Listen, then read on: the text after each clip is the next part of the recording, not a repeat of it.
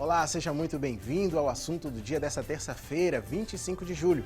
Estamos juntos em mais uma edição do programa, aqui na tela da sua Rede Brasil de Comunicação, e que bom, como sempre, poder contar com seu carinho e audiência. E no programa de hoje a gente vai falar sobre um tema muito importante, que é o câncer de cabeça e pescoço. Como hoje é terça-feira, é dia de receita, né? E você também vai aprender a preparar um risoto de camarão com a gastrônoma Luciana Luna. E ainda tem as vagas de emprego disponíveis para hoje, tem também as notícias da internet sobre o nosso tema, enquete para você participar e muito mais. O programa está recheado, imperdível, e a gente conta com você. Julho é o mês de prevenção contra o câncer de cabeça. A campanha intitulada Julho Verde, ela alerta para a importância dos exames preventivos, que no caso de diagnóstico precoce, pode dar chances de cura superiores a 80%. Câncer de cabeça e pescoço é o nome genérico que se dá aos tumores que ocorrem na boca, na faringe, na laringe e nos seios paranasais. Segundo estimativas do Instituto Nacional de Câncer, o INCA, a doença representa o segundo tipo de doença com maior incidência na população masculina do Brasil. E nas fases iniciais, os tumores podem ser assintomáticos, ou seja, não apresentar nenhum sintoma, mas à medida que vão se desenvolvendo, costumam causar alguns sinais e sintomas. A gente vai aprender a identificar e saber muito mais sobre eles com a ajuda dos nossos convidados. Eles vão nos ajudar a entender tudo isso e também os tratamentos e tirar todas as nossas dúvidas. Vamos conversar hoje com o Dr. Eberton Medeiros. Ele é oncologista clínico e atua no Hospital Real Português. Também é especialista em câncer de cabeça e pescoço. E também estará conosco aqui, participando e tirando as nossas dúvidas, o Dr. Gustavo Godoy, que já está no estúdio. Também é oncologista clínico. Ele atua no Hospital das Clínicas, na Oncos e nas Oncoclínicas. Antes de iniciar o nosso bate-papo e contar com a participação dos nossos convidados, a participação do repórter Gedson Pontes e a narração da Jéssica Moura com uma reportagem sobre o tema. Eliane descobriu que tinha câncer de pele na área do rosto há 5 anos. Desde então, ela tem se dedicado a um tratamento rígido para ficar curada. Iniciou tipo um cravo, e aí também eu usava o óculos, e o óculos foi tipo machucando. Evitar principalmente o sol, ter alguns cuidados, o estresse também, né? Várias coisas, a alimentação, tudo isso também conta, né? Laudiceia também tem câncer de pele. Ela conta que começou a sentir a pele arder e desconfiou que tinha alguma coisa diferente. Começou também através de esse sinal. Daí eu comecei sentindo doendo aqui, coçando, incomoda muito, queima, arde. Já a Maria Denise teve câncer de tireoide. Há 1 ano ela realizou uma cirurgia para retirar o tumor, que ficava bem visível na área do pescoço, mas precisou interromper o tratamento porque engravidou. Agora ela nos conta que o câncer voltou. Vou fazer outra cirurgia, porque quando a pessoa está gestante não pode, né? Porque é muito forte o tratamento. Eliane, Laudiceia e Maria Denise têm em comum cânceres nas áreas da cabeça e do pescoço.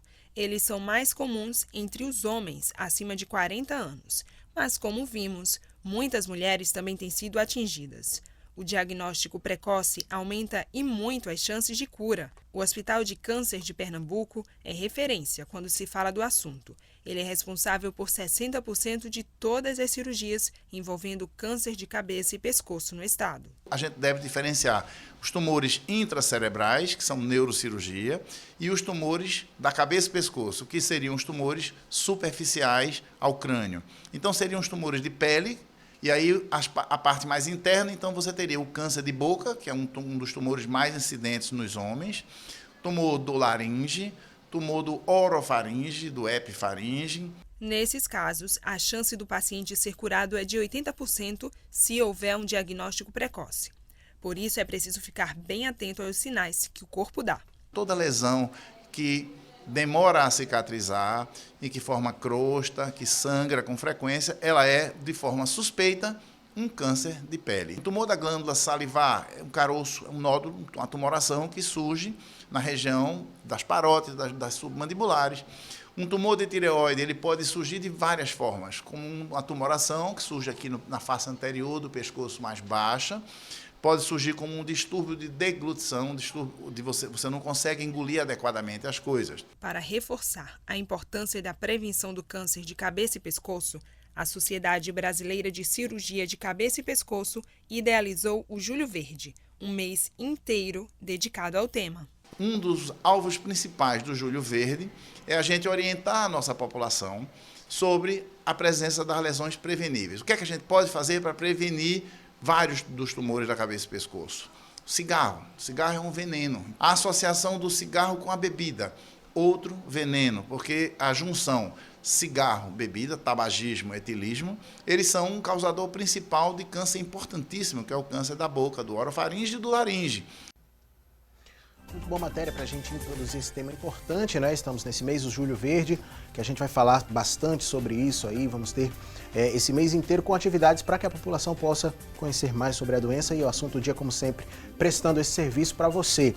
E por falar em prestação de serviço, a gente não apenas te passa a informação, como a gente também quer a sua informação. Se você tiver a sua dúvida, você pode mandar para a gente também. A sua participação é extremamente importante aqui no programa. E a gente pergunta para você na enquete de hoje: você acredita que deveria haver mais campanhas para a prevenção do câncer de cabeça e pescoço? Para responder, você pode ligar para o telefone 3424-1977, falar direto com a nossa produção, ou você também pode ir na nossa página no Facebook, facebook.com/assunto do dia. Ou você pode também participar pelo nosso WhatsApp, 99418-1206. Pelo WhatsApp você também pode mandar a sua pergunta para nossos especialistas responderem aqui no programa, tá bom?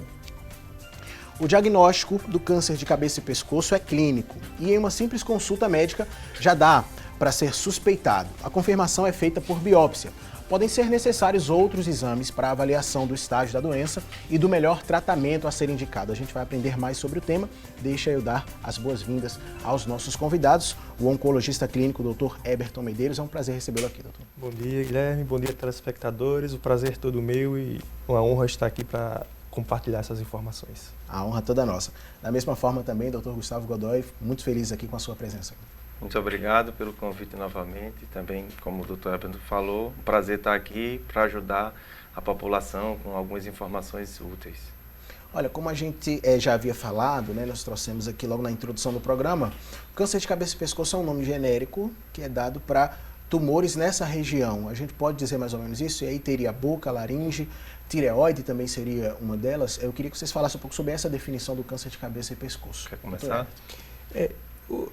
Exatamente. E o câncer de cabeça e pescoço, Guilherme, como você já mesmo falou, é todo tipo de câncer que desenvolve na área de cabeça e pescoço, exceto antes o crânio, que aí entraria na área do sistema nervoso central, já é um outro capítulo, né? A reportagem falou muito bem dos cânceres, mostrou casos dos cânceres mais superficiais, né, que são mais palpáveis, mais fáceis de ser observado, né, na população, que são o câncer de pele nessa região, o câncer de tireoide, que é um órgão mais superficial.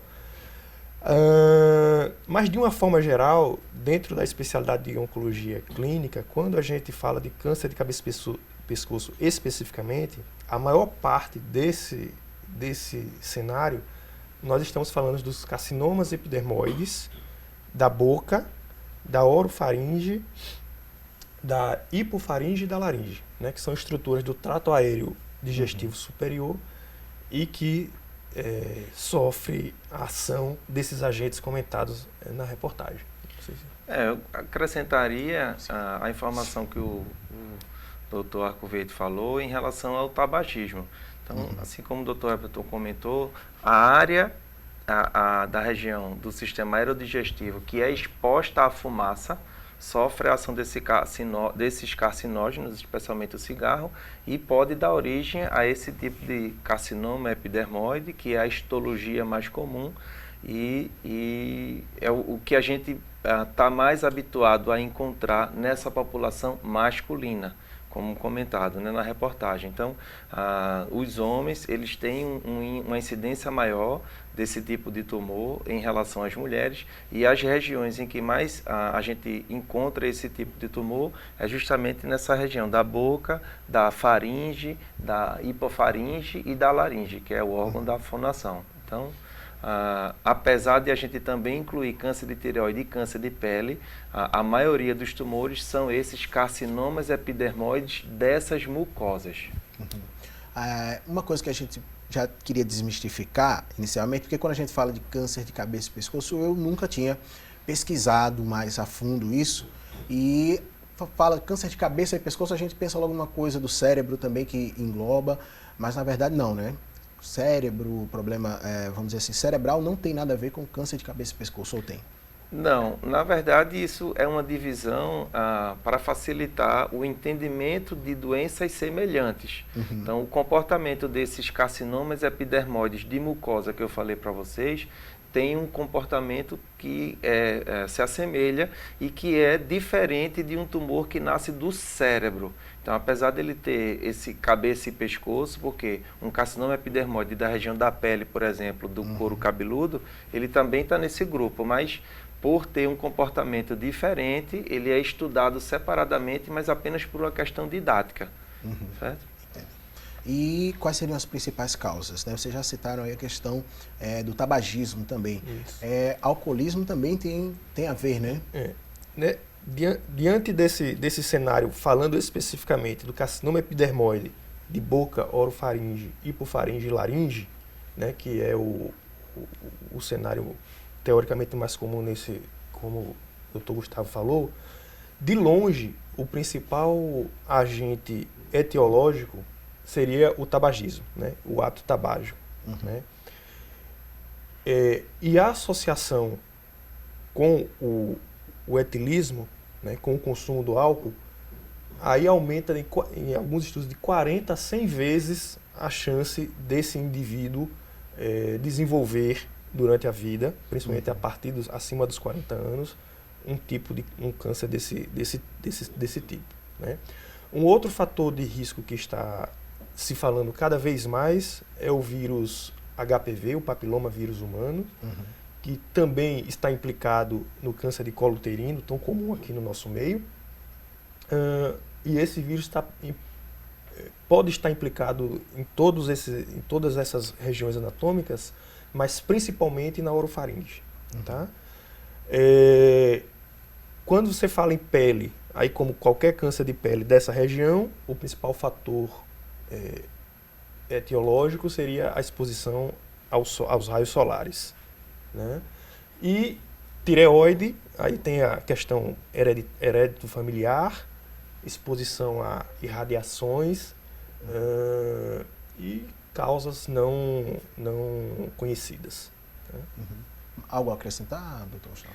Bom, a informação que a gente sempre frisa para a população é essa questão do tabagismo, como o Dr. Everton comentou, a associação com o álcool ela é muito deletéria, ela é muito arriscada. Então, uma coisa que o Dr. Arco Verde comentou é a questão do combate ao tabagismo. A gente precisa incentivar que as pessoas parem de fumar, porque ele de fato é um fator de risco muito importante e não é possível, na maioria das vezes, parar de fumar sem a ajuda de médico e de medicamentos. Então, não é uma questão apenas de boa vontade. Então, as pessoas também têm que ser orientadas que elas devem procurar atendimento médico e receber medicações para diminuir a chance dela voltar a fumar. Então, isso também é uma coisa bem importante. É porque é difícil, muitas pessoas acham que é apenas a força de vontade, né? Se eu quiser parar de fumar, eu paro. Então, é necessário incutir na mente da sociedade que muitas vezes é necessário um acompanhamento médico para que a pessoa tenha esse sucesso, né? Isso. E uma coisa que eu acho interessante ainda sobre o fumo é que não existe, inclusive na caixa de cigarro, não existe níveis seguros para o uso dessa substância, né? Então, mas eu fumo pouco, mas ainda assim já é bastante prejudicial, né? Mesmo que a pessoa utilize pouco, né? Exatamente. E a gente também informa ao paciente que depois do diagnóstico de câncer, ele precisando fazer algum tratamento, cirurgia, radioterapia, quimioterapia, se ele continuar fumando, o prognóstico dele é pior. Ele tem uma chance maior da doença voltar, de ele não se curar da doença quando ele permanece fumando. Então, uma vez tendo o diagnóstico, o paciente tem que ser orientado que ele tem que parar de fumar de qualquer forma. Outro ponto que foi falado aí, foi citada essa exposição, vamos dizer, excessiva, abusiva ao sol, né? Qual que seria a orientação? Utilizar filtro solar? É algo que muitas pessoas só utilizam para ir para a praia e tal, mas deve-se haver um cuidado maior quanto a isso. Sim, não tenha dúvida disso. Nós vivemos numa zona praticamente equatorial, né? Muito próximo da linha do Equador, onde os raios solares se expõem com muita intensidade. E as orientações vão desde uma estratégia poupadora de sol, que a gente chama, né? Utilizar roupas que, sempre que possível, que cubra a maior parte possível de áreas expostas, até o uso de protetor solar com fator de proteção idealmente acima de 30, 50, em todas as áreas do corpo, principalmente as áreas expostas, independente se vai ou não sair de casa ou do trabalho, e lembrar de reaplicar, né?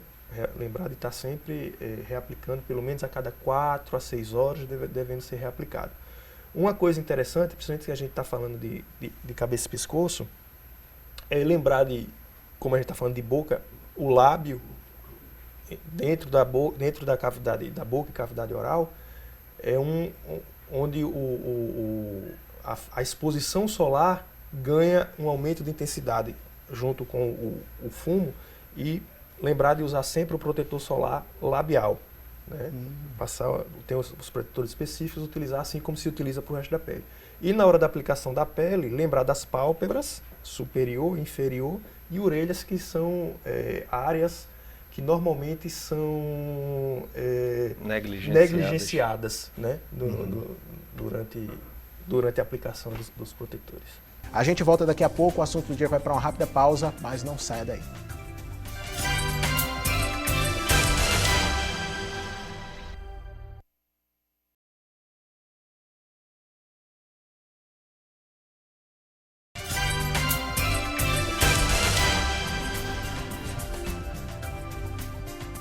Hoje no programa estamos falando sobre câncer de cabeça e pescoço, e a gente vai agora para o quadro Mitos ou Verdades. Muitas vezes a gente pesquisa e até mesmo pela internet a gente quer saber algumas informações e surge muita coisa. O que é mito e o que é verdade não dá para a gente saber, mas nossos especialistas estão aqui convidados para tirar as nossas dúvidas. Vou pedir para a produção trazer aqui para a gente a primeira tela de hoje.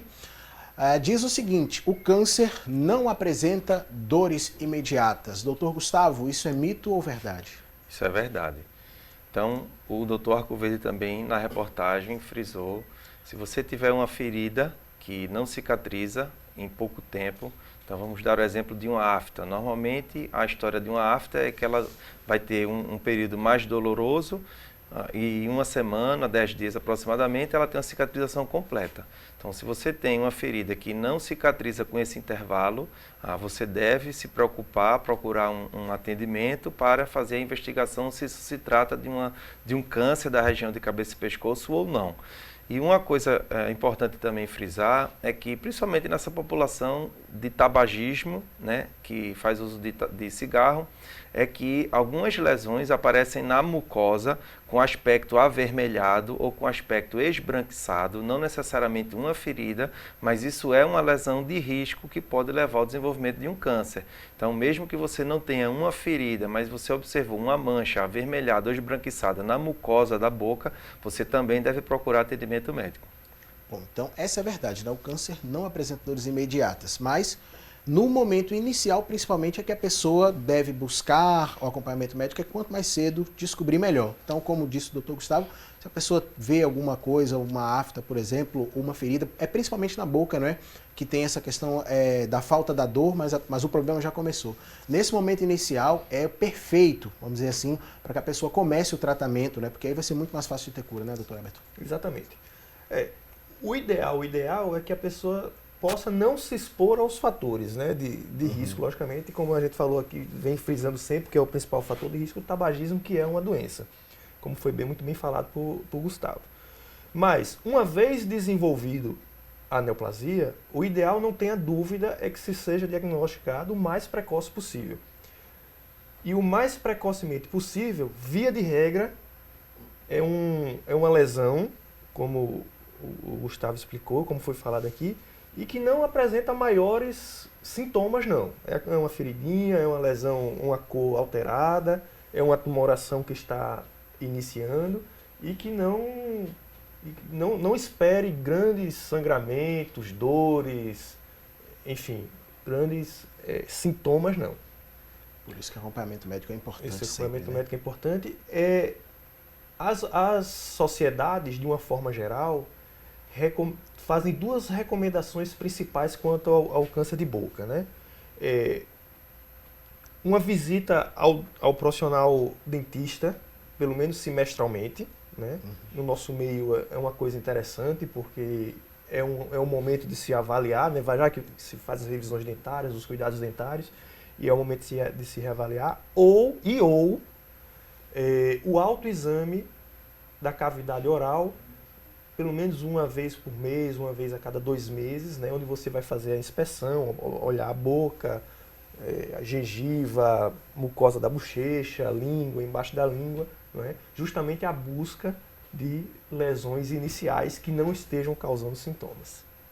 Ok, então essa é verdade. O câncer não apresenta dores imediatas, por isso é bom estar sempre acompanhado de um médico para poder ver aí se há algum problema que você não percebeu por conta da falta de dor. Vamos para a próxima tela agora, O consumo em excesso de carne vermelha pode aumentar o risco de desenvolvimento de câncer na região?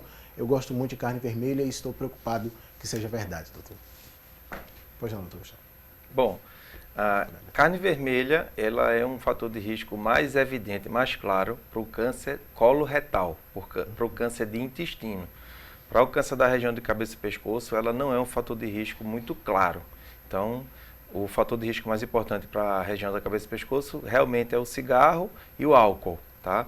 Para a região de cabeça e pescoço, isso é mito. É mais para o câncer de intestino. Mas, de toda forma, é importante que se tenha cuidado com isso, né? Porque, como o senhor falou, você não vai estar, nessa região você não vai estar tendo problemas, mas pode acarretar problemas em outro momento, né? Então, apesar de ser mito no sentido dessa região, é bom que a pessoa tenha cuidado nesse consumo excessivo de carne vermelha. Que outros alimentos a gente poderia citar também que podem ser prejudiciais aí, cancerígenos? Tem muita informação que a gente ouve acerca disso e não sabe o que é mito e o que é verdade. Existem estudos das mais diversas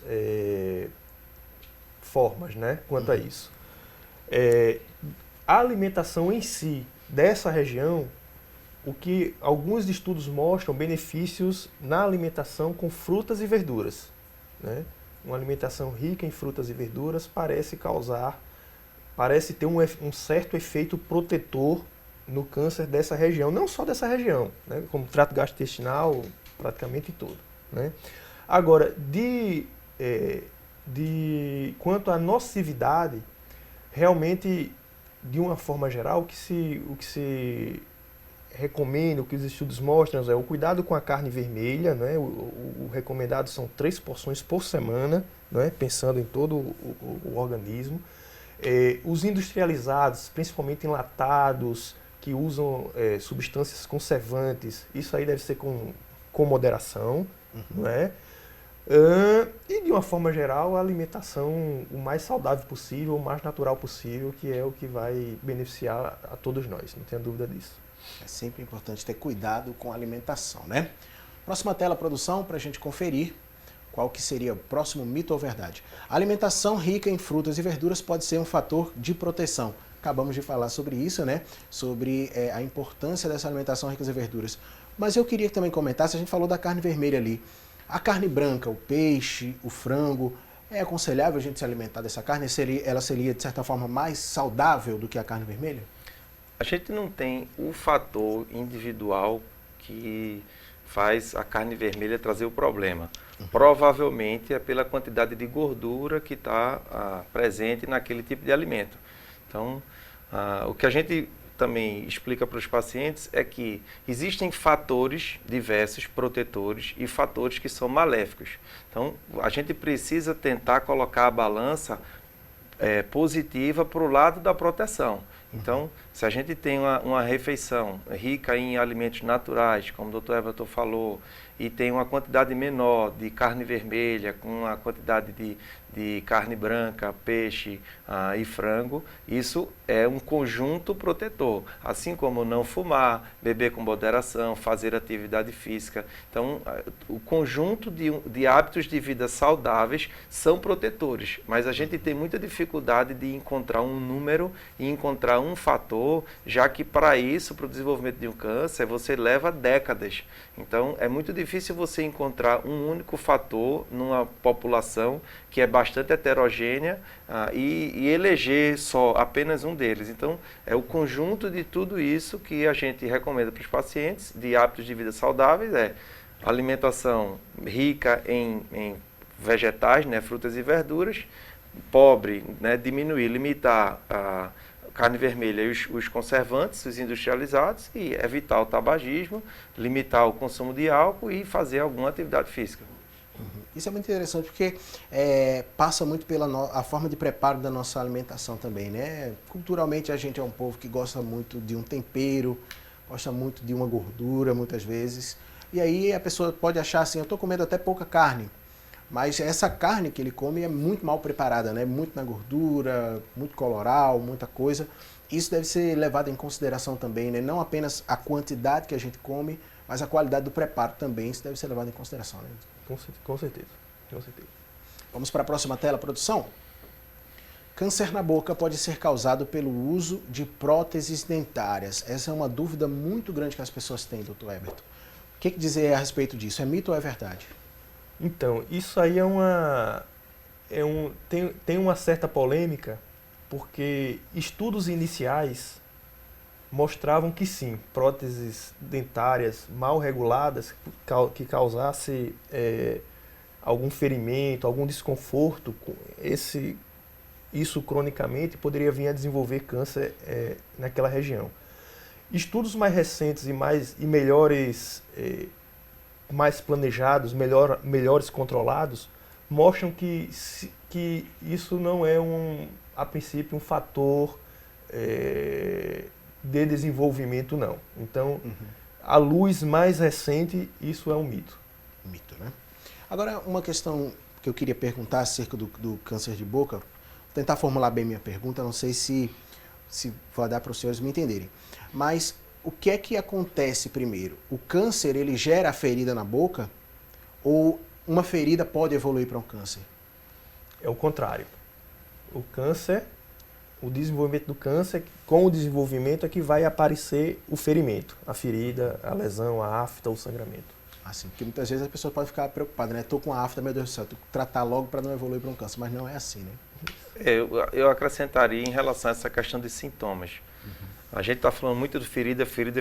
O que a gente precisa lembrar é que existem algumas funções nessa região de deglutição, fonação, que tem que ser lembradas. Então, se você passa a desenvolver uma dificuldade de deglutição, começa a se engasgar com mais frequência, isso não passa, ou você começa a ter uma mudança da tonalidade da sua voz, que a gente chama de rouquidão, e isso também não passa com o intervalo de uma semana, com o intervalo de uma gripe, de uma laringite comum, você também tem que procurar um atendimento médico, porque isso também é um dos sintomas que podem se apresentar num paciente com um tumor dessa região de cabeça e pescoço. E isso é muito importante, porque às vezes a gente acha que uma rouquidão ou qualquer problema é porque a gente toma muita água gelada ou qualquer coisa assim, mas é bom também buscar o aconselhamento médico. Vamos para a próxima tela. Enxaguantes bucais têm relação com a formação de tumores na boca? Eu, por exemplo, eu gosto sempre de escovar os dentes e utilizar um enxaguante depois. Isso vai gerar algum problema ou é mito? Doutor Heberton. Não existe nenhum estudo que eu conheça de relação de enxaguante bucal com câncer de boca, não. Desconheço. Não sei se Gustavo... Isso mesmo. Na verdade, ele vai até ajudar nessa questão da higienização, né, dessa região, que é importante também. Esse cuidado todo, se você se preocupa com isso, ao perceber algum problema, você vai rapidamente procurar o seu dentista. Então, isso seria, teoricamente, um fator que ia facilitar a pessoa ter um diagnóstico até mais precoce. Ótimo. Então, é mito, tá, gente? O enxaguante bucal, não há nenhum estudo comprovando que ele tem alguma relação com tumores na boca. E a próxima tela, será que é mito ou é verdade? A cirurgia de retirada da laringe impede que o paciente volte a falar. Isso é mito ou é verdade, doutor Gustavo? Bom, isso é verdade porque o órgão da fonação é a laringe. Então, se você remove, você não tem mais o órgão que está responsável pela emissão do som. Mas existem alternativas para que o paciente volte a falar sem a laringe. Então, mas precisa ter uma readaptação, uma reabilitação para que isso aconteça. Mas o órgão da fonação da nossa voz é a laringe. Se a gente remove, a gente não tem mais aquele órgão. Então, precisa de um trabalho de reabilitação para que o paciente volte a falar sem alguns instrumentos, e também existem instrumentos que podem ser utilizados para ajudar na fonação. Pois não, Além disso, só para não ficar um estigma, os tumores iniciais, mais uma vez a gente volta ao diagnóstico precoce, né, de laringe, e aí isso que a gente está falando, como o Gustavo bem frisou, de ferida, sangramento, afta não é o caso, porque a laringe está mais internamente, então a gente vai perceber mais com alteração da fonação, rouquidão, etc. Se o diagnóstico é precoce, você pode, além de outras opções não cirúrgicas, mas você pode lançar mão da cirurgia parcial, com a retirada, em vez de fazer a retirada completa do órgão, você tira apenas a parte acometida junto com o que nós chamamos de margem de segurança, e o paciente, logo após a recuperação cirúrgica, volta a falar sim, não com a mesma funcionalidade anterior, mas uma coisa muito próxima. Então, mais uma vez, frisando a importância do diagnóstico precoce. Sobre essas questões também de procedimentos, a gente vai voltar a falar no bloco seguinte do programa, tá? Vamos para a próxima tela, gente, conferir. A exposição à radiação de exames de raio-x pode causar câncer de tireoide? Essa é uma dúvida que a população tem muito. É uma polêmica também aí, porque tem gente que diz que causa, que não causa. E aí, é mito ou verdade? É verdade. Tanto que quando a gente vai realizar algum exame de raio-x, a gente deve proteger essa região da tireoide, já que ele é um órgão muito superficial e suscetível a qualquer tipo de radiação. Então, a gente vê também sobreviventes de bomba atômica, de guerra, né, com bomba atômica, eles têm uma incidência maior de cânceres, inclusive câncer dessa região de tireoide. Então, isso é verdade. Deve haver uma preocupação, então, quando a pessoa for fazer algum exame, né? Sim, sim. Não precisa ser também não é causa, né? É uma causa, não tenha dúvida disso. Mas a quantidade para não causar um furor geral, a quantidade de radiação no exame que vai ser feito eventualmente, né, não é uma grande quantidade a ponto de causar susto, pavor na população geral, tá? Mas é importantíssimo o cuidado porque é sim uma causa. Tá? Okay. Também não precisa ficar tão preocupado assim, achando que fez um exame e que já vai desenvolver, ser acometido, né? Vamos para a próxima tela, gente. O câncer de tireoide só se manifesta em mulheres? Mito ou verdade, doutor Everton? É mito, né? O câncer, homens e mulheres têm tireoide e, portanto, os dois gêneros podem desenvolver câncer nesse órgão. Né? Mas há uma predominância? Ele é mais comum nas mulheres, sim. É bem mais, costuma ser, dos cânceres de cabeça e pescoço de uma forma geral, talvez seja o único que é mais frequente na mulher do que no homem. Porém, tem uma particularidade. Via de regra, talvez por diagnóstico mais tardio, no homem ele costuma ser mais grave. Tá? Talvez justamente porque a própria comunidade médica termina se preocupando em investigar mais precocemente nas mulheres, né, que é realmente o mais comum. Então tem essa particularidade. Mas ele pode se manifestar nos dois gêneros, nos dois sexos, masculino e feminino. Algo que a gente pode até comentar é que geralmente as mulheres elas têm um cuidado maior, né? Então, sim, eu creio que seja mais fácil identificar. A gente está falando muito sobre o diagnóstico precoce, mais fácil identificar precocemente nas mulheres que têm costume maior de fazer exames do que nos homens. É necessário que os homens comecem a imitar isso das mulheres nesse sentido, né?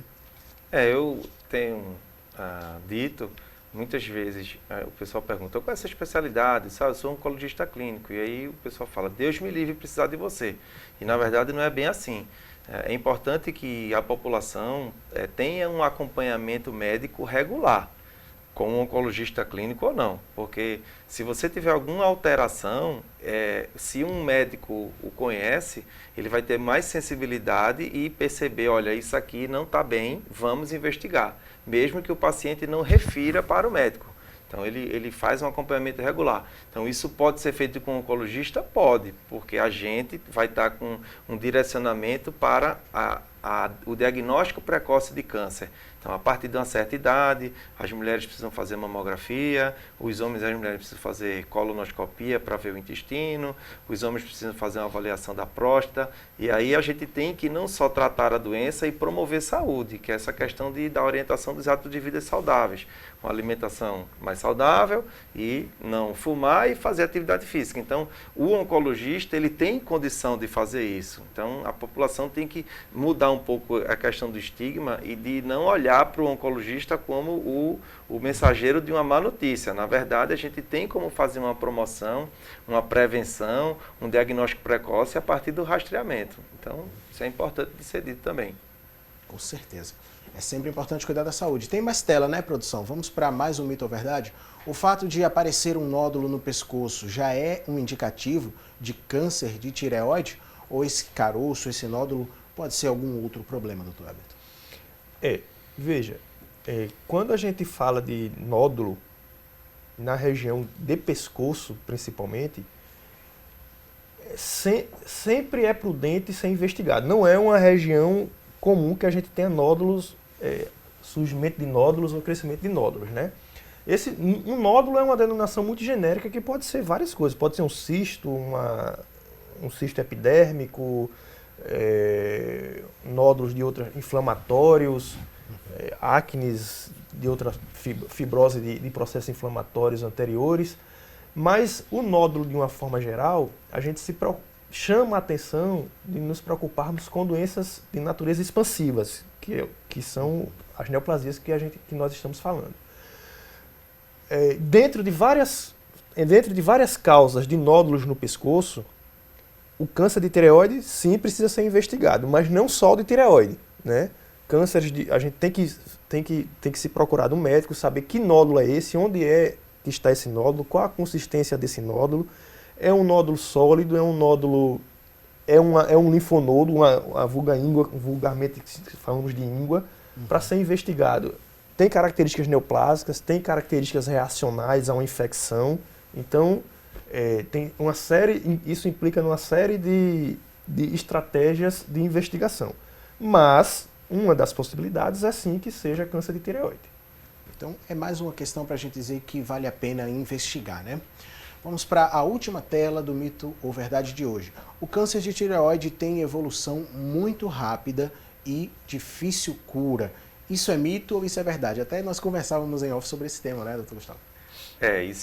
Isso é mito. Na verdade, por ser um órgão superficial, qualquer alteração é mais perceptível. Então, ou o paciente sente, ou quando procura o médico consegue identificar. Então, esse pequeno nódulo vai ser diagnosticado precocemente e a pessoa vai ter uma chance elevada de cura. Então, dentre os cânceres da região de cabeça e pescoço, o câncer de tireoide é um dos que tem o melhor prognóstico, a maior chance de cura.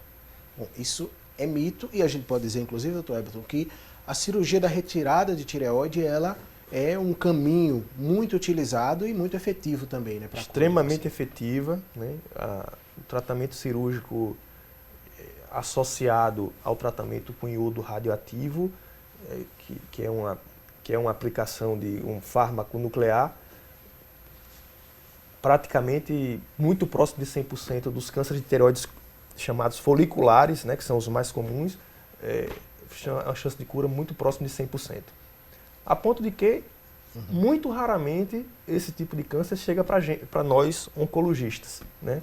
É um câncer de fácil manejo através de cirurgia e com o próprio endocrinologista, muito raramente necessitando de tratamentos outros complementares. Muito bom. Bom, encerramos e agora a gente vai para essa tela aqui, a tela do assunto do dia. Olha, o programa vai para um rápido intervalo e daqui a pouquinho a gente volta falando mais sobre câncer de cabeça e pescoço. Não esqueça de mandar sua dúvida para a gente responder aqui, tá?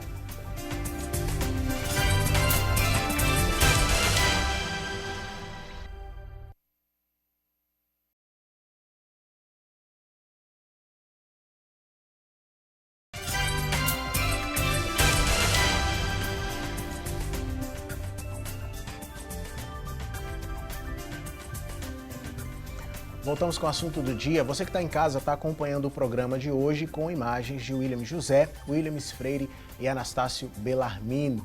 E tem toda uma equipe por trás das câmeras trabalhando para levar esse programa até você. Hoje a gente está falando sobre prevenção de câncer de cabeça e pescoço. Nós tivemos no bloco anterior o quadro Mitos ou Verdades e os nossos convidados falaram aqui um pouco sobre procedimentos que são feitos em alguns tipos de câncer. O câncer de laringe, por exemplo, pode ser tratado, inclusive, com cirurgia. A gente pode ter também o tratamento de radioterapia ou quimioterapia. A gente vai falar um pouco sobre esses tipos de tratamento agora que podem ser utilizados, inclusive, de forma combinada ou também de forma isolada.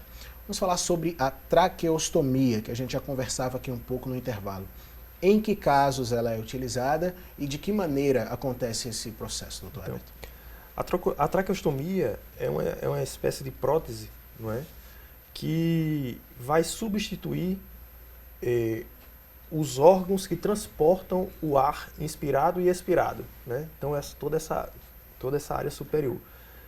É uma prótese que se é colocada no pescoço, não é? E normalmente a gente lança a mão o cirurgião de cabeça e pescoço, principalmente, lança a mão desse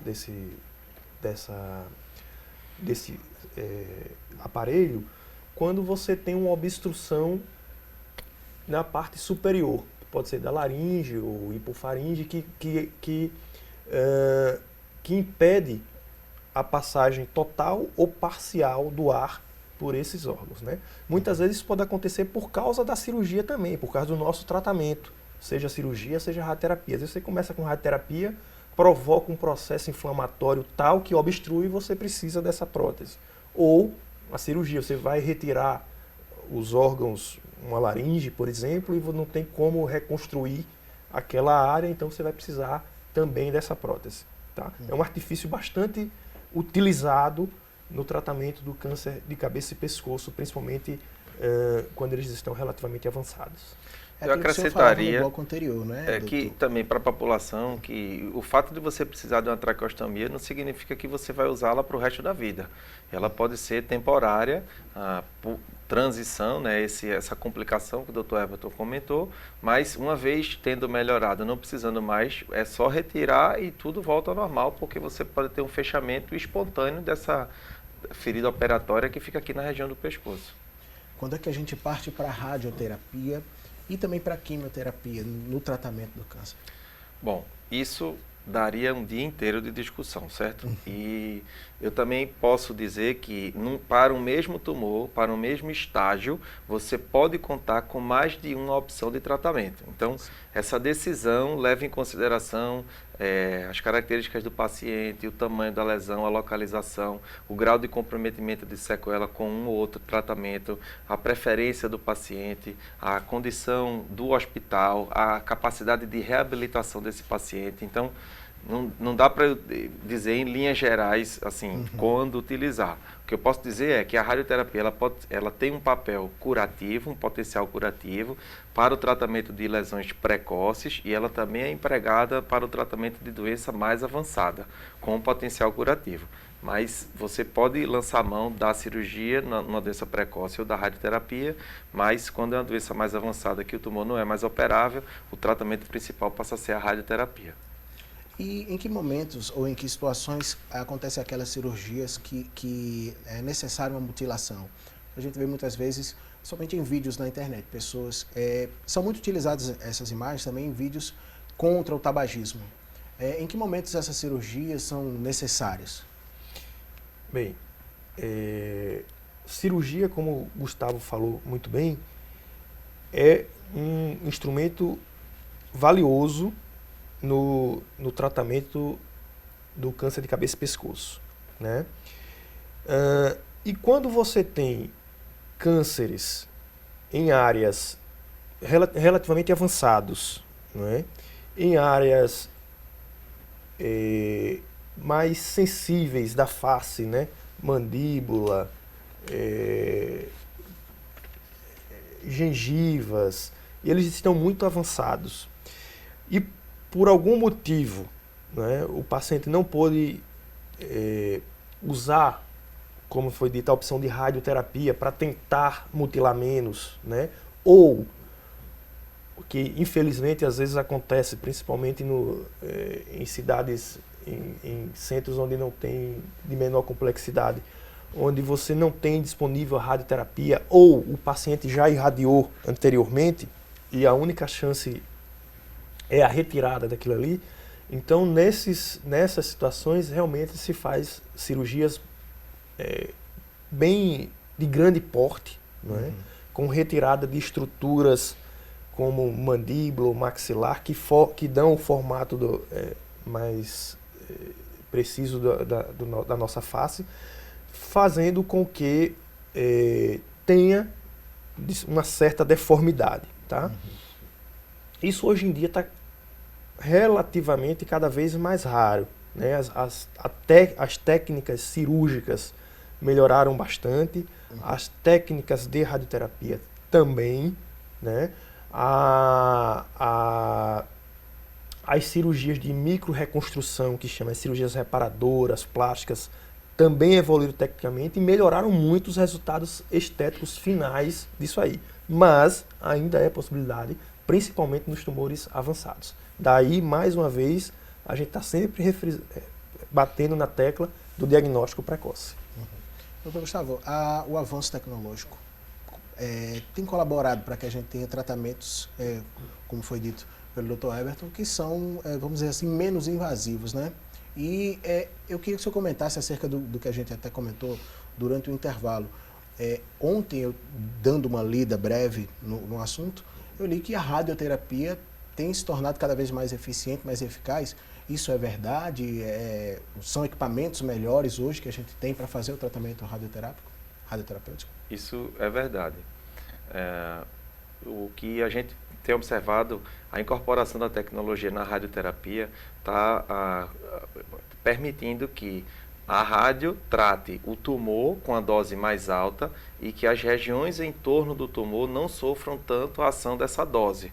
Então, ficam sofrendo menos efeito colateral. Então, uma vez conseguindo aumentar a dose, porque essa área no entorno está sendo poupada, você consegue destruir mais células.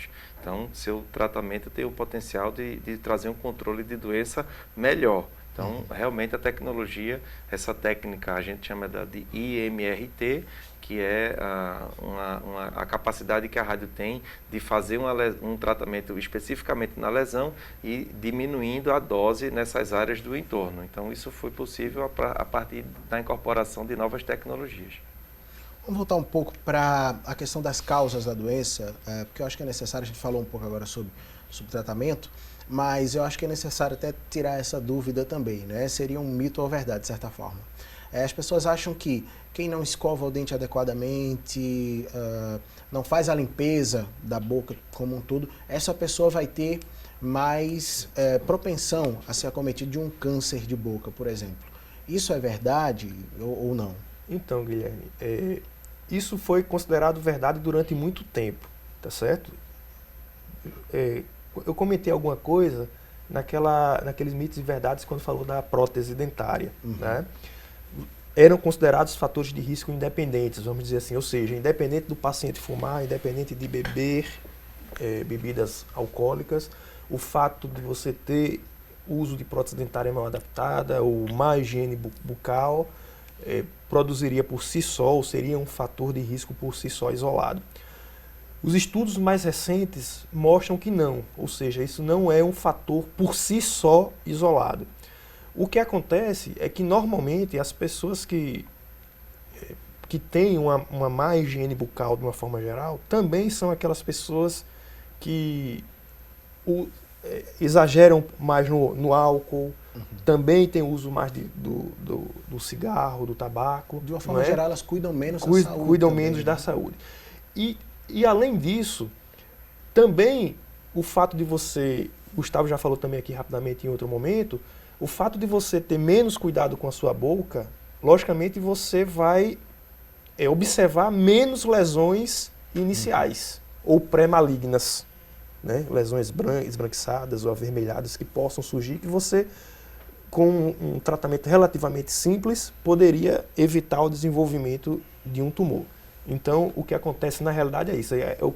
Não é o evento de má higiene por si só, mas o que está por trás disso aí. É toda uma questão de que essa pessoa, ela geralmente não vai ao dentista, como foi dito aqui. O próprio dentista pode identificar isso. Agora, quando a gente vai ao dentista, em que momento ele identifica? Por exemplo, se eu tenho alguma lesão na boca que pode gerar essa suspeição, eu for fazer uma limpeza, por exemplo, vai dar para o dentista identificar nessa limpeza aí um procedimento que, entre aspas, não tem nada a ver? Vai dar para identificar? Dá para identificar, porque como é uma cavidade, o profissional ele precisa de bastante iluminação. Então, com os dispositivos que ele usa, ele consegue visualizar isso de forma mais fácil, porque ele está com a região bastante iluminada e o paciente facilita abrindo bastante a boca e ele está equipado com luva, com os dispositivos, né, aquele espelho para fazer aquela visualização indireta. Então, realmente, o dentista é o profissional que vai ter mais capacidade, mais facilidade de identificar uma alteração que tenha na cavidade oral do que qualquer outro profissional. Vamos falar agora sobre os cânceres, os tumores de pele, não é? A gente comentava aqui também, de certa forma, mais uma vez, um mito ou verdade aí. Muitas pessoas comentam que quem tem a pele mais escura, como eu, por exemplo, devem ter menos cuidado não, né? Apresentam menos risco de ser acometido com doenças de pele, com tumores, com câncer de pele. Isso é verdade, doutor? Os pacientes negros, eles têm uma maior, as pessoas negras têm maior quantidade de melanina na pele, não é? Que é o que confere a cor mais escura da pele. E a melanina é um protetor natural da pele contra os raios ultravioletas, tá? Então tem um menor risco, mas o fato de ter um menor risco não significa risco zero, tá? Também tem risco, e mais uma vez, ainda mais na localização geográfica que nós vivemos, né? Onde o sol é praticamente o ano todo, inteiro. Apesar das últimas semanas aí ter dado uma meia alterada no nosso clima. Então, precisa ter as mesmas preocupações de estratégia poupadora de sol, uso de protetor solar, pode até ser um pouquinho menos, mas precisa usar e reaplicar. Como eu falei, né, não é menos cuidado, é menos risco, mas para que o risco não se torne um problema, tem que ter o mesmo cuidado que todo mundo tem. Vamos para um rápido intervalo, o assunto do dia ainda tem mais um bloco, então não sai daí que a gente volta já já.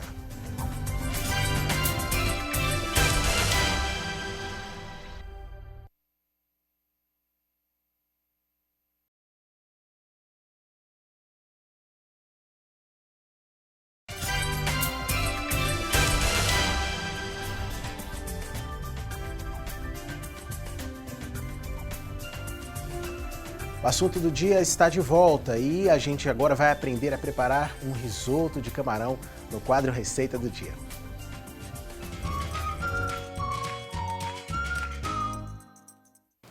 Olá, você já pensou em trazer um pouquinho da culinária italiana para a sua cozinha?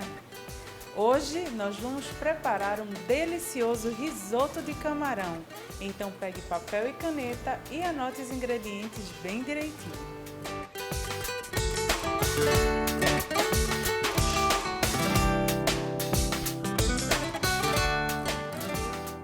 Para a receita de hoje, nós vamos precisar de 500 gramas de arroz arbóreo ou carnaroli,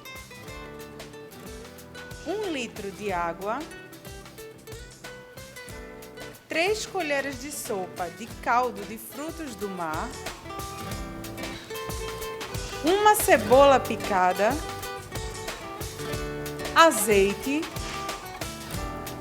200 ml de suco de uva verde, sal a gosto, 200 gramas de camarão, pimenta branca a gosto, 100 gramas de queijo ralado e 1 colher de sopa de manteiga. Nós vamos começar a receita de hoje preparando o caldo. Então aqui eu já tenho água fervente e nós vamos colocar o caldo de frutos do mar.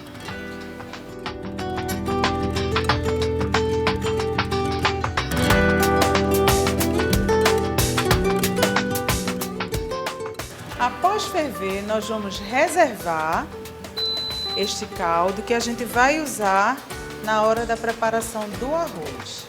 Então aqui numa panela nós vamos começar fazendo o refogado com cebola e azeite.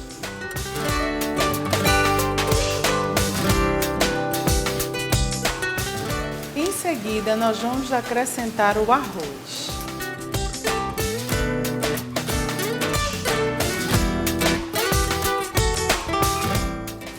Após mexer um pouco, o próximo passo é acrescentar o suco de uva.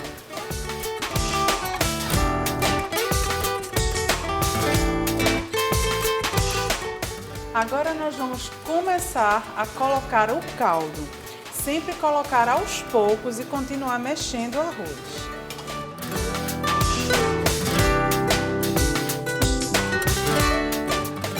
O ideal é colocar o caldo aos poucos e ficar mexendo até que o arroz cozinhe e fique al dente. Agora eu vou reservá-lo e nós vamos começar a trabalhar com os camarões.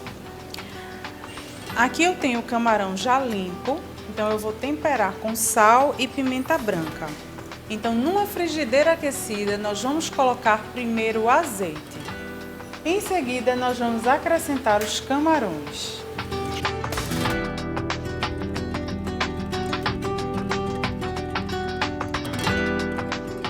O camarão já está pronto, o ideal é grelhar até que ele fique rosado. Agora nós vamos reservar e pegar o arroz para finalizar. Nós vamos finalizar colocando o queijo parmesão e a manteiga.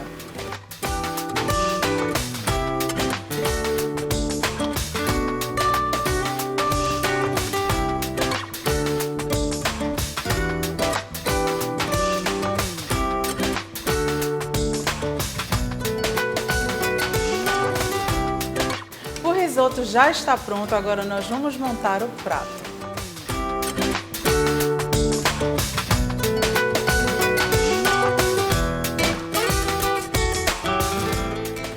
Esta foi a nossa receita de hoje, espero que vocês tenham gostado e até a próxima!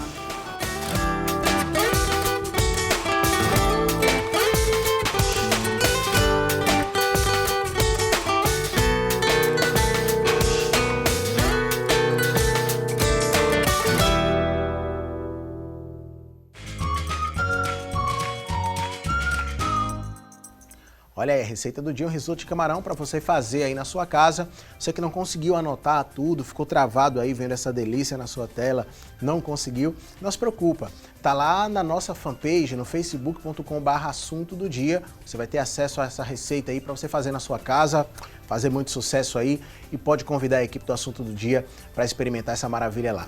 E por falar em coisa boa, a gente vai conferir agora as oportunidades de emprego disponíveis para hoje. Boa sorte!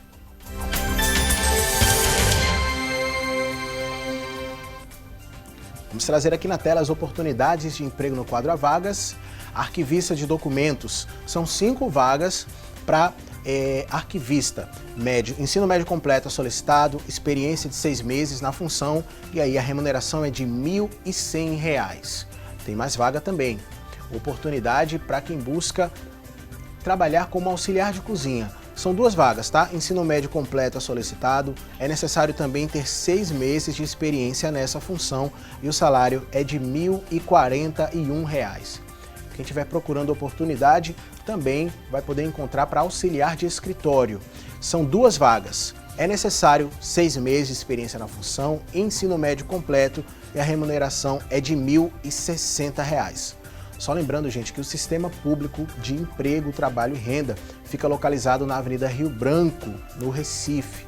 E o número é o 155. O telefone para você ligar é o 3355-2900. Uma boa sorte para você que está procurando aí uma oportunidade de emprego, que Deus te abençoe, tá bom?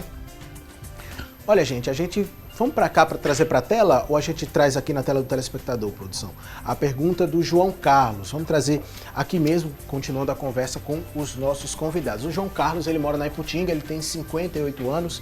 Ele diz: sou fumante desde os meus 17 anos. Ele pergunta: quais os riscos de ter câncer nessa região? Os riscos são altos, eu diria, não é, doutor? Com certeza. A questão da quantidade, ela é um fator importante. Mas você no começo do programa também lembrou bem. Fumar pouco não está protegendo absolutamente nada. Realmente a pessoa tem que parar de qualquer forma. Então, para o telespectador, é importante lembrá-lo que não é uma questão de boa vontade parar de fumar, você precisa contar com ajuda médica, porque você precisa usar alguns medicamentos para aumentar a sua chance de se livrar do tabagismo. E um detalhe também importante, né, é que quanto mais tempo a gente passa com esse tipo de problema, fumando, até que a gente falava da exposição ao sol também, quem trabalha com isso, a pessoa que está constantemente com esse tipo de hábito vai ter uma dificuldade maior, né? Exatamente. E o tabagismo, ele faz o que a gente chama de campo de cancerização, né? Então, não é só uma lesão na boca, uma lesão... Não, toda essa área do trato aéreo digestivo, cada vez que você fuma, ela está sendo danificada e sendo iniciada, que é um termo mais técnico, para o desenvolvimento de neoplasias. Então, não existe nível seguro de tabagismo, ou 1, ou 10, ou 20. Lógico, provavelmente quem fuma mais terá maior predisposição, mas o fato de você fumar 1 também estará envolvido em risco. Bom, então, esse é o recado que a gente dá para todos os nossos telespectadores, tá bom, gente? Não fume e principalmente não misture também o álcool e o tabagismo, porque o problema vai se tornar ainda pior. Tem mais participação, a Célia Gouveia de Casa Amarela. Olá, Célia, tudo bem com você? Ela diz o seguinte: minha prima ficou sabendo que tem um câncer na tireoide há cerca de 3 semanas. Ela não sentia nada, não apresentava muitos sintomas. Isso pode acontecer? É a pergunta que a Célia faz. Ela vai agendar uma cirurgia para tentar tirar o tumor. Ela acrescenta: pode acontecer? A gente falou, inclusive, sobre ser uma doença assintomática às vezes, né? Exatamente. Então, isso mostra que ela está tendo diagnóstico no estágio precoce. Então, isso vai aumentar a probabilidade de cura. Então, a melhor notícia é você não ter diagnóstico de câncer, mas tendo o diagnóstico de câncer nesse estágio precoce é uma boa notícia para você remover e resolver definitivamente o problema. Então pode acontecer, e como a gente falou, o câncer de tireoide, né, ele pode ser, quando ele é diagnosticado principalmente precocemente, ele é facilmente tratável, vamos dizer assim, né? Então não há motivo para pânico.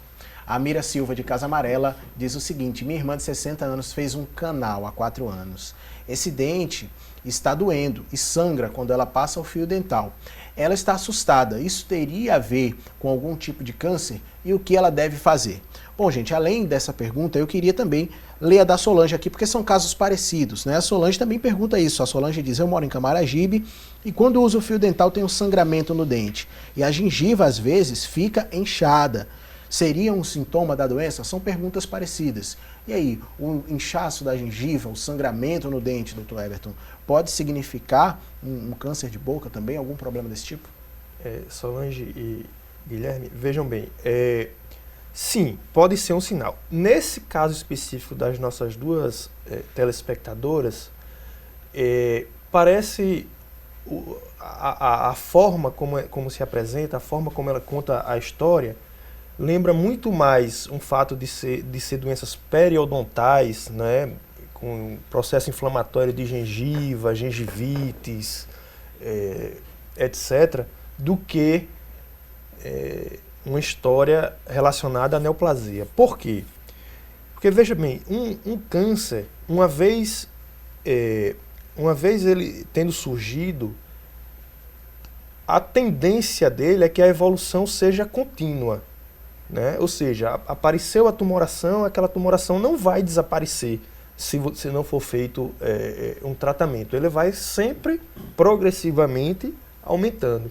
Pode ser mais rápido ou pode ser menos rápido, mas é sempre uma evolução em contínuo, não é? Assim como o sangramento, né? Lógico que pode ser ocasional, mas em sendo o câncer, né? Uma neoplasia dita maligna, ela seria sempre um contínuo, né? O processo. Não evoluiria com períodos apresentando, períodos não, ou quando eu passo um fio dental, ou só quando eu traumatizo, não. A evolução normalmente não é essa. Mas, isso a gente está falando através de um breve relato. Deve-se procurar o profissional adequado, o dentista, para fazer a avaliação local, para ter a certeza de que é isso mesmo e até para poder orientar o que deve ser feito. Tá? Só lembrando, gente, que a gente agradece muito a participação de todas as pessoas, tá, que estão mandando suas perguntas aqui. Eu creio que os nossos convidados ficam muito felizes em responder as perguntas também. Mas vale lembrar, aqui são dúvidas para você tirar, esclarecer e tudo mais, e ter o conhecimento. Não deixe de consultar um médico para que ele possa lhe avaliar. Os doutores aqui Perfeito. São extremamente qualificados, mas eles não têm como lhe avaliar a essa distância, né? Então, é importante que vocês tomem essa iniciativa. Deixa eu ler uma pergunta do WhatsApp aqui, gente. A Mauriceia, ela diz o seguinte: me chamo Mauriceia, gostaria de tirar uma dúvida. Meu neto tem o que se chama de mordida cruzada. Segundo a dentista, isso deve ter ocorrido com cirurgia. Deve ser corrigido com cirurgia. Ou poderá no futuro acarretar problemas maiores, como até câncer. Existe veracidade nisso, mordida cruzada? Se a pessoa não fizer aí essa correção, gerar um câncer? Acho que não, acho pouco provável, né? O fato de o profissional ter dito que para resolver o problema tem que ser cirurgicamente, não significa que, porque a gente está falando que cirurgia é o que trata câncer, é para prevenir câncer. Não acho que seja o caso. Então, ela deve seguir nesse acompanhamento com um profissional, seguir as orientações, porque uma vez existem problemas ortodônticos, né, que só são resolvidos com cirurgia de fato, mas não tem essa relação com câncer, não. E são cirurgias bem menos complexas, né, do que acho que a gente citou aqui, né? Não tem uma relação assim, né, doutor? Bom, dúvida tirada, a gente vai agora para a dúvida da Patrícia Fernanda, que é de Abreu e Lima. Ela tem 34 anos. Ela diz: tenho dificuldade de engolir alimentos, inclusive água. Fico até com dificuldade na hora de respirar. Isso é um indício de algum problema na região do pescoço? Qual é a especialidade que eu devo procurar? Muito boa pergunta, né? Além de falar sobre o problema, ela pergunta qual especialista que ela deve buscar. Ela tem sintomas que podem, eventualmente, ser atribuído a uma neoplasia nessa região, né? Ela tem 34 anos. 34 anos. Não, a gente não sabe história de tabagismo ou de etilismo, mas enfim, com essas queixas é interessante procurar um cirurgião de cabeça e pescoço que vai fazer uma avaliação local com aparelhos específicos e saber se existe algum fator anatômico que possa estar causando esses sintomas e definir qual o tipo de tratamento que deve ser realizado. Isso é muito importante, né, doutor? Saber exatamente que profissional procurar. Essa preocupação da nossa telespectadora é uma preocupação que todos devem ter, né? Procurar aquele profissional determinado para responder aquela pergunta, né? Mas às vezes as pessoas não conseguem marcar uma consulta facilmente com um especialista, um cirurgião de cabeça e pescoço. Então, nesse caso, ela pode procurar um clínico geral, ela, se tiver acesso, ela pode passar em consulta com um otorrino, que pode fazer esses exames endoscópicos e visualizar essa região, ou um dentista, enfim. Então, ela precisa de um atendimento inicial, de preferência com um cirurgião de cabeça e pescoço, mas se isso não for possível, ela deve procurar um atendimento mais generalista, que vai avaliar e dar as orientações que ela precisar. Olha, foi interessante o comentário, doutor Gustavo, porque o senhor falou, né? Tem muitas pessoas que não têm essa facilidade de marcar, aí passa por uma questão social. E aí a pergunta que eu queria fazer, ela tem um cunho, de certa forma, um pouco social, queria que os senhores comentassem acerca disso, que é a nossa enquete, né? A gente perguntou na nossa enquete o seguinte: você acredita que deveria haver mais campanhas para a prevenção do câncer de cabeça e pescoço? Inclusive, o programa está acabando daqui a pouco, mas você ainda pode responder através de facebook.com/assunto do dia ou 3424-1977 para falar com a nossa produção, ou através do nosso WhatsApp 994181206. Senhores, acredito que deveria haver, vou começar pelo Dr. Everton, mas também quero a opinião do Dr. Gustavo, deveria haver campanhas até para que a população entendesse mais. A gente está trazendo esse programa aqui, mas no dia a dia as pessoas não têm tanta informação. Até esse Julho Verde é importante por causa disso, né? Não tenha dúvida disso, né? O câncer, de uma forma geral, ele vem com o envelhecimento da nossa população, não é? Com a melhora da assistência médica quando o indivíduo é mais jovem, das doenças infecciosas, do controle um pouco melhor, e por causa de fatores outros que nós desconhecemos, a neoplasia, o câncer, é uma doença que vem aumentando sua incidência no decorrer dos anos, de forma importante, a ponto de hoje ser a segunda causa de morte no Brasil, né? Só perde para doenças cardiovasculares. E o câncer de cabeça e pescoço, na população geral, ele é o entre quinto e sexto mais frequente, segundo os dados do Instituto Nacional do Câncer do Rio de Janeiro. Dessa forma, campanhas de conscientização, e nossa população, de uma forma geral, infelizmente, pelos mais diversos motivos, termina tendo pouco acesso a informações e a assistência médica, de uma forma geral. Então, quanto mais campanhas educativas, informativas, estiver disponível para a nossa população, melhor. E câncer de cabeça e pescoço, especificamente, que termina, de uma certa forma, sendo esquecido, né? Porque a gente está sempre, de uma forma geral, próstata, mama, né? Até pulmão, né? Cólon, mas câncer de cabeça e pescoço, de uma forma geral, se fala menos, e nós temos uma população extremamente afetada por essa patologia, em que o diagnóstico precoce faria toda a diferença, né? Então, é extremamente importante, a enquete mostrou isso aí pra gente. Antes do Dr. Gustavo dar a opinião dele, eu queria trazer já o resultado da enquete, porque a hora está voando e os nossos telespectadores já responderam bastante. A gente perguntou se você acredita que deveria haver mais campanhas para a prevenção do câncer de cabeça e pescoço. A maioria acha que sim, 75% dos nossos telespectadores acham que sim, deveriam haver mais campanhas, e 25% acreditam que não, estão satisfeitos com a quantidade de campanhas que tem havido sobre o tema. Eu queria agradecer desde já o Dr. Everton, o Dr. Gustavo também. Queria, Dr. Gustavo, que o senhor, nesse momento aí final, fizesse suas considerações finais e falasse um pouco sobre a importância dessas campanhas e também da gente debater esse tema aqui nesse programa. Bom, a campanha, ela serve como um veículo, né, de comunicação para se discutir um tema específico. Como o Dr. Everton lembrou, o cigarro, ele causa câncer nessa via aerodigestiva, que vai cabeça e pescoço, laringe, pulmão, só que esôfago também, estômago, não esquecendo também os cânceres distantes, que são câncer de rim, câncer de bexiga. Então, o tabagismo é um fator de risco muito importante para diversos cânceres. Então, a campanha, ela é importante para chamar atenção para uma doença específica, mas a gente deve lembrar a necessidade da promoção da saúde. A gente precisa incentivar os nossos pacientes a fazerem uso de hábitos de vida saudáveis, alimentos naturais, evitar o tabagismo e praticar atividade física. E não esquecer de ter um acompanhamento regular, que pode ser com um oncologista clínico ou com um clínico geral. Alguém que tenha sensibilidade para perceber quando alguma coisa estiver fora do lugar, para dar esse diagnóstico precoce. Então, a campanha Julho Verde chama atenção para o câncer de cabeça e pescoço, mas o cigarro, ele é um problema para outros tumores também. Então, essa conscientização da população é importante, já que os médicos não vão em busca do paciente. Os pacientes é que devem procurar o médico. Então, quanto mais a gente difundir esse tipo de informação, mais benefício a gente vai trazer para a população. Pessoal, nós estivemos com o Dr. Eberton Medeiros, oncologista clínico e especialista em câncer de cabeça do Hospital Português.